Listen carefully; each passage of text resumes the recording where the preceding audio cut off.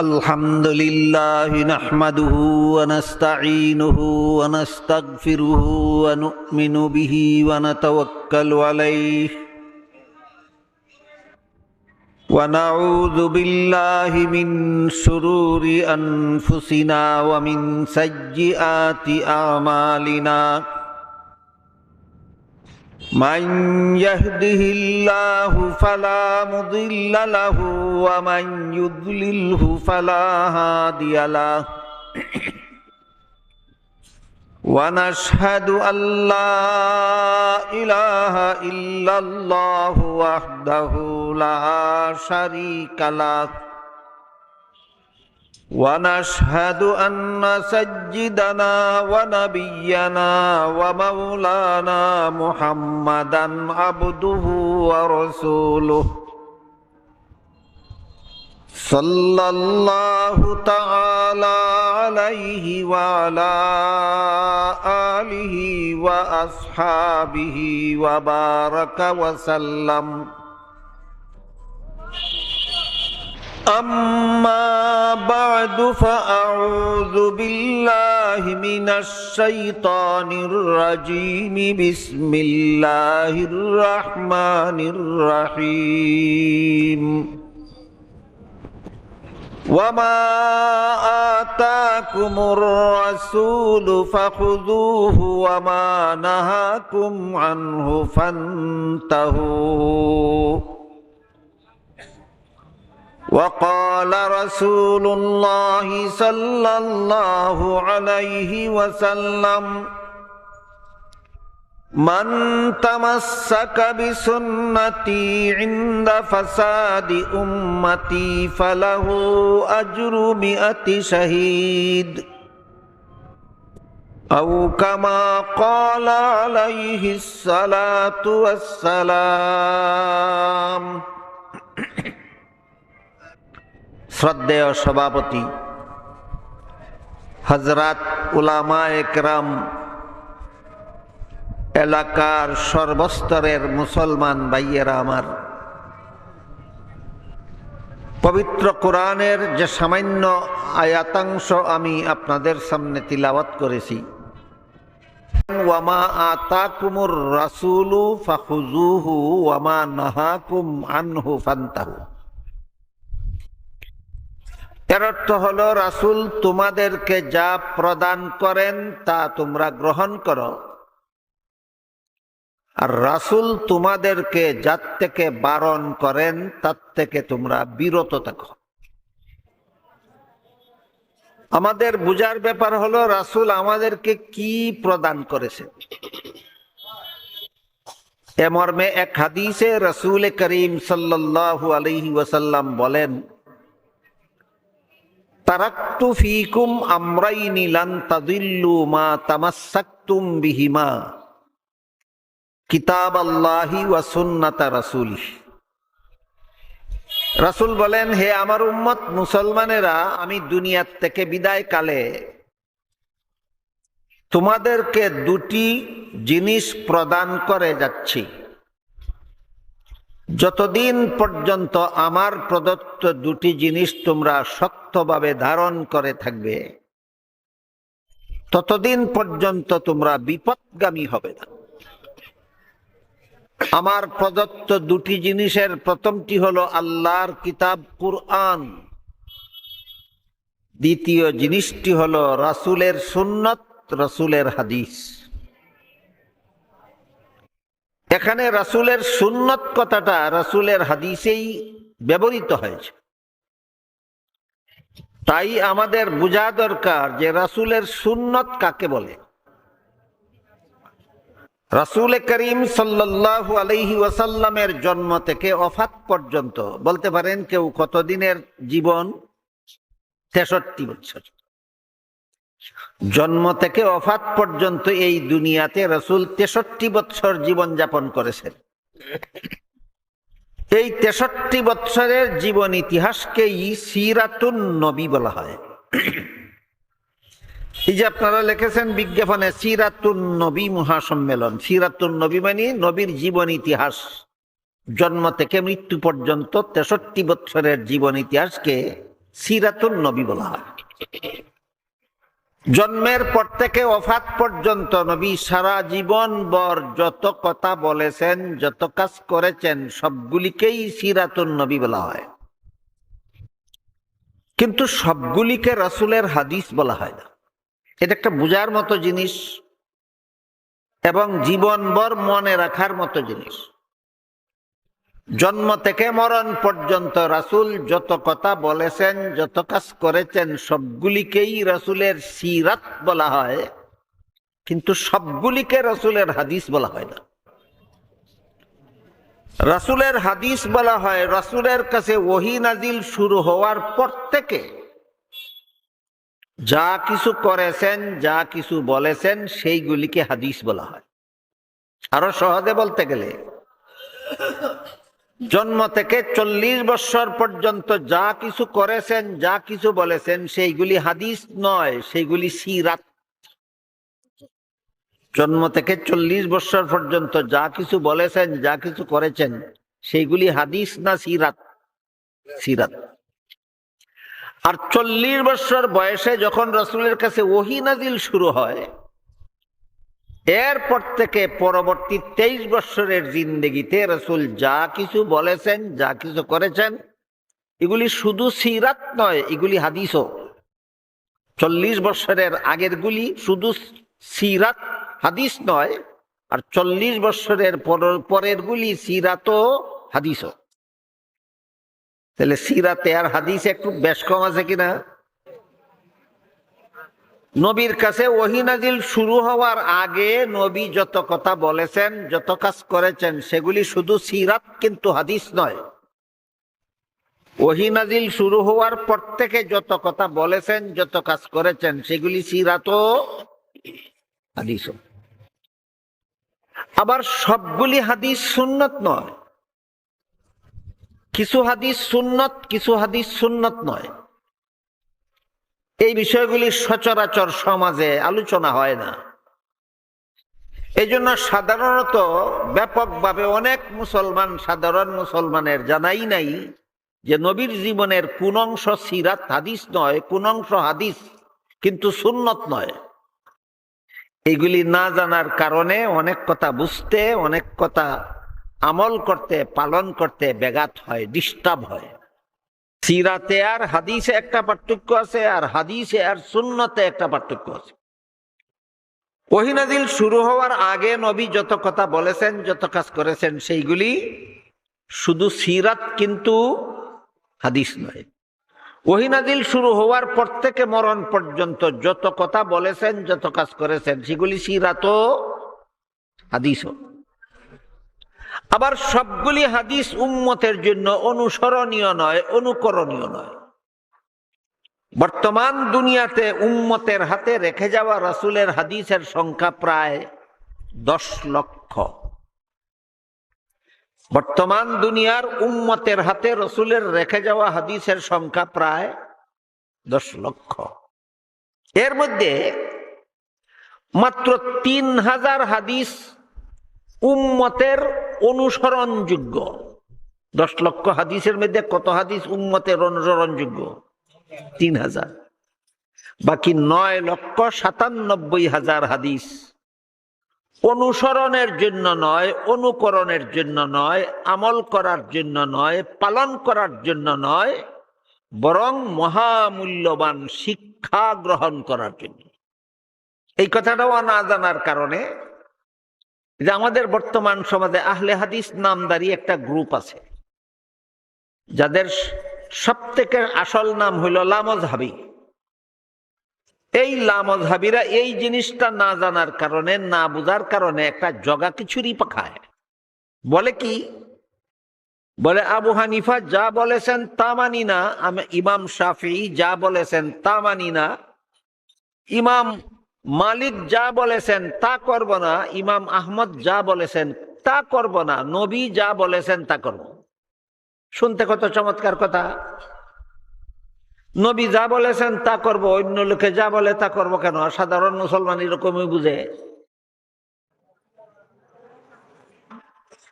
অথচ নবী যা কিছু বলেছেন, যা কিছু করেছেন, সবগুলি উম্মতে করার উপযোগী নয়। মাত্র 3000 হাদিসে নবী যা কিছু বলেছেন বলে উল্লেখ আছে, নবী যা কিছু করেছেন বলে উল্লেখ আছে, মাত্র 3000 হাদিস উম্মতের জন্য অনুসরণীয়, অনুকরণীয়, উম্মতের জন্য পালনীয়। বাকি 9,97,000 হাদিস উম্মতের অনুসরণ করার জন্য নয়, অনুকরণ করার জন্য নয়, পালন করার জন্য নয়, বরং মানে নবীর হাদিস, নবীর সুন্নত অনুসরণের প্রেরণা লাভ করার জন্য 9,97,000 হাদিস। 3000 হাদিস অনুসরণের জন্য আর 9,97,000 হাদিস অনুসরণের প্রেরণা লাভ করার জন্য। এই জন্য হাদিসের ভান্ডারের সিংহভাগ হাদিস যে উম্মতের অনুসরণ করার জন্য নয়, অনুসরণের প্রেরণা লাভ করার জন্য। এর 1-2টা উদাহরণ আমরা আগে বোঝার চেষ্টা করি।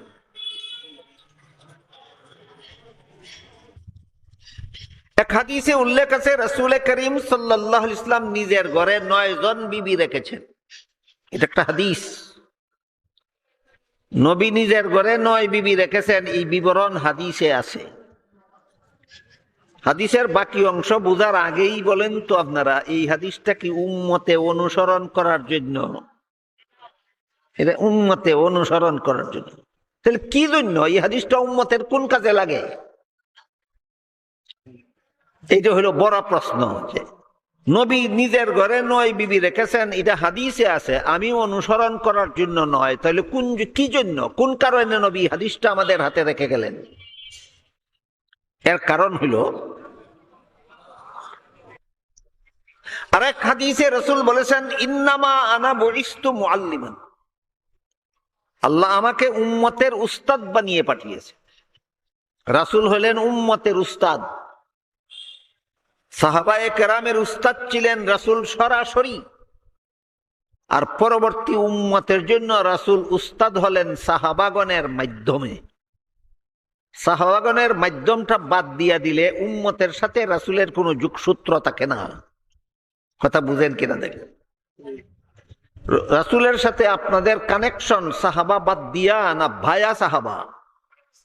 সাহাবাগণ হলেন রাসূলের সাথে গোটা উম্মতের একটা যোগসূত্র, একটা কানেকশন। সাহাবাদেরকে বাদ দিয়া দিলে উম্মতের সাথে রাসূলের কোনো কানেকশন থাকে না।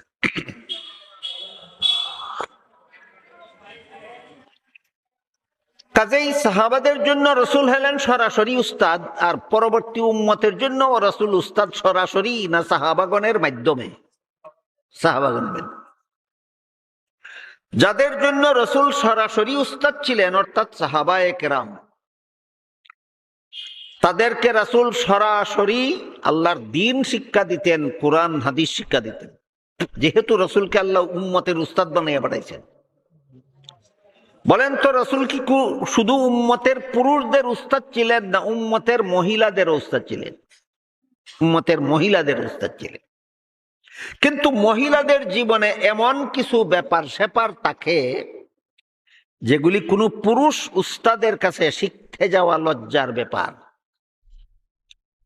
যারা বয়স্ক মানুষ আছেন, যারা বিবাহিত, তারা অন্তত বলুন তো এমন কিছু ব্যাপার মহিলাদের জীবনে আছে কিনা যা পুরুষ উস্তাদের কাছে শিখতে যাওয়া লজ্জার ব্যাপার? বিবাহিত পুরুষ যারা আছেন অন্তত তারা বলুন যে এমন কিছু বিষয় মহিলাদের জীবনে আছে কিনা যা কোনো পুরুষ উস্তাদের কাছে শিখতে যাওয়া লজ্জার ব্যাপার, আছে কিনা? আছে। কাজেই এই সমস্ত লজ্জার ব্যাপারগুলি এই ভিন্ন মহিলা একজন ভিন্ন পুরুষ রাসূলের কাছে যেন শিখতে যেতে না হয়, এজন্য রাসূল করিম সাল্লাল্লাহু আলাইহি ওয়াসাল্লাম এর প্রয়োজন ছিল একদল মহিলাকে বিয়ে করে তাদেরকে রাসূল নিজের সহশিক্ষিকা বানাবেন। যদিও পুরুষের কাছে মহিলাদের অনেক বিষয় শিখতে যাওয়া লজ্জার ব্যাপার, কিন্তু জগতে একজন পুরুষ এমন আছে যার কাছে মহিলাদের কোনো কিছু শিখতে লজ্জা নাই, তিনি হলেন একমাত্র স্বামী। বুঝেন কি কথা আপনারা আমার? নিজের বাবার কাছেও শিখতে যাওয়া লজ্জার ব্যাপার আছে অনেক কিছু, নিজের আপন ভাইয়ের কাছেও শিখতে যাওয়া লজ্জার ব্যাপার আছে অনেক কিছু, কিন্তু স্বামীর কাছে কোনো কিছু শিখতে লজ্জা নেই। এই জন্য রসুলের দরকার ছিল তিনি স্বামী হবেন একদল মহিলার, আর নিজের স্বামী হয়ে মহিলার এই দলটাকে, স্ত্রীদেরকে লজ্জাজনক বিষয়গুলি শিক্ষা দিবেন। অন্যান্য মহিলা যারা রসুলের স্ত্রী নয়, তারা যেন এই লজ্জাজনক বিষয়গুলি ডাইরেক্ট পুরুষ রসুলের কাছে না শিখে রাসূলের এই সহকারী শিক্ষিকাদের কাছে শিখতে পারেন। এই জন্য উম্মতের মহিলাদের জন্য একদল সহকারী শিক্ষিকা তৈরি করার জন্য রসুল ঘরে 9 বিবি রেখেছিলেন। উম্মতে অনুসরণ করার জন্য না আলাদা কৌশল আছে? এই রকম কৌশলগত কারণে অনেক হাদিস আছে, এগুলি হাদিস কিন্তু উম্মতে অনুসরণ করার জন্য নয়। কথাটা বুঝাতে একটা বলুন তো, হাদিসে আছে কিনা নবীর ঘরে 9 বিবি রেখেছিলেন? কি বুঝলেন? আছে কিনা? আছে। উম্মতে অনুসরণ করার জন্য আপনার ঘরে 9 বিবি রাখার জন্য না, উম্মতের মহিলাদের জন্য আল্লাহর রসুল একদল সহকারী শিক্ষিকা বানাবার জন্য এদেরকে বিয়ে করেছিলেন, এদেরকে বিবি হিসাবে করে রেখেছিলেন। ওই কথাটা আপনারা জানার জন্য, বুঝার জন্য। এই হাদিসে যা আছে তা আমল করার জন্য নয়। যারা মনোযোগে শুনেছেন আমি আশা করি বুঝতে পেরেছেন যে হাদিসে থাকলেই আমল করতে হবে, ব্যাপারটা এমন নয়। বর্তমান দুনিয়ার মুসলমান উম্মতের হাতে রসুলের রেখে যাওয়া হাদিস আছে প্রায় 10 লক্ষ। এর মধ্যে মাত্র 3000 হাদিস আছে উম্মতে আমল করার জন্য, পালন করার জন্য, অনুসরণ করার জন্য, অনুকরণ করার জন্য। বাকি 9,97,000 হাদিস উম্মতে অনুকরণ করার জন্য নয়, এইভাবে কোনো কিছু বুঝার জন্য, অনুসরণ অনুকরণের প্রেরণা লাভ করার জন্য। তাই সমস্ত সিরাত হাদিস নয়, সমস্ত হাদিস সুন্নত নয়। যে সমস্ত হাদিস উম্মতের জন্য অনুসরণীয় ওই হাদিসগুলি সুন্নত। এগুলি সুন্নত হাদিস ও সিরাত। যে সমস্ত হাদিস উম্মতের অনুসরণের জন্য নয় সেগুলি সিরাত এবং হাদিস, কিন্তু সুন্নত নয়। আর যে সমস্ত কাজ এবং কর্ম রসুল ওহী পাওয়ার আগে করেছেন, বলেছেন, সেইগুলি সুন্নত নয়, হাদিসও নয়, শুধু সিরাত। সুতরাং রাসূলের জীবনের সকল কাজকর্ম, সকল কথাবার্তা 3 ভাগে বিভক্ত। এক প্রকারের কাজকর্ম কথাবার্তা রসুলের সিরত কিন্তু হাদিস নয়, আরেক প্রকারের কাজকর্ম কথাবার্তা রসুলের হাদিস কিন্তু উম্মতের অনুসরণযোগ্য নয়। আরেক প্রকার কথাবার্তা কাজকর্ম সিরত হাদিসও উম্মতের অনুসরণ অনুকরণ যোগ্য। এই হাদিসগুলির নাম হলো সুন্নত। কোন হাদিসের নাম সুন্নত? যে হাদিস উম্মতে অনুসরণ করবে, অনুকরণ করবে, যে হাদিস উম্মতে আমল করবে, পালন করবে, এই হাদিসও সুন্নত। যেমন এক হাদিসে উল্লেখ আছে, রাসূল করিম সাল্লাল্লাহু আলাইহি ওয়াসাল্লাম বলেন, ইন্নাল্লাহ ফারাদা সিয়ামা রমাদান আলাইকুম ওয়া সানানতু লাকুম কিয়ামাহু ফামান সামাহু ওয়া কামাহু ঈমানান ওয়া ইহতিসাবান খারাজা মিন যুনুবিহি কায়াউমিন ওয়ালাদাতহু উম্মুহু আও কামা ক্বালা আলাইহিস সালাতু ওয়াস সালাম। এর অর্থ হলো, রাসূল বলেন, রমজান মাসের দিনের বেলায় রোজা রাখা আল্লাহ তোমাদের জন্য ফরজ করেছেন। রাতের বেলায় তারাবিহের নামাজ পড়া এটা আল্লাহর ফরজ নয়, এটা আমি নবীর সুন্নত। তারাবিহের নামাজ রাসূল নিজেও পড়েছেন। এই যে হাদিসে আছে রাসূল নিজেও তারাবির নামাজ পড়েছেন। বলেন তো আপনারা এতক্ষণের কথা বুঝে থাকলে এই হাদিসটা কি উম্মতের জন্য অনুসরণযোগ্য নয় না যোগ্য? তাহলে এই হাদিসটা কি শুধু হাদিস না সুন্নত? এটা হাদিসও সুন্নত। রসুল নিজের ঘরে 9 বিবি রেখেছেন, এটা হাদিস কিন্তু সুন্নত নয়। বুঝেন কি কথা? রাসূল নিজের ঘরে 9 বিবি রেখেছেন, এটা হাদিস কিন্তু সুন্নত নয়। রাসূল তারাবির নামাজ পড়েছেন, এটা হাদিসও সুন্নত। হাদিস আর সুন্নতে পার্থক্যটা বুঝতে পারলেন? এবার আমরা বোঝার চেষ্টা করব। এই যে নবীর সুন্নত, নবীর সুন্নত কথাটা ইসলাম ধর্মে 3টা অর্থে ব্যবহৃত হয়। নবীর সুন্নত কথার অর্থ 3টা। নবীর সুন্নত কথার এক অর্থ হইল নবীর হাদিস, ব্যাপক অর্থে। নবীর সুন্নত কথার 2 নম্বর অর্থ হইল নবীর ওই আমল, যে আমলের গুরুত্ব ফরজ ওয়াজিবের চেয়ে কম এবং নফল মুস্তাহাবের চেয়ে বেশি, নবীর সেই আমলকেও নবীর সুন্নত বলা হয়।